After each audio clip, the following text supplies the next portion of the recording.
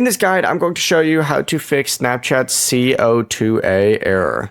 This is Aiden from JustBoz, and before we get into this guide, make sure to like the video and subscribe to the channel with all notifications on. It really does help with the channel and it lets us know that you want more content like this, so we greatly appreciate it. If at any point throughout this guide you did have any questions, just ask them down in the comment section below and we can help you out further. I'm going to be doing my best to reply to every single comment down there. First things first, according to Snapchat, C02A is actually an unknown login error. So what you're going to want to do is actually back out of Snapchat. And it doesn't matter what device you're on, whether you're on an iPhone or Android. Just open up your respective app store and install the latest version of Snapchat.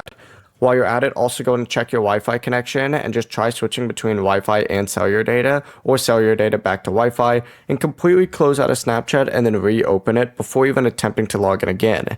If the error is still showing, you need to go ahead and clear Snapchat's cache, and you can do this in the app if you have access to it, and we have a video going over how to do that. But if you don't have access to it, what you need to do is open up your settings. You need to scroll all the way down, select apps, and then just search for Snapchat on here.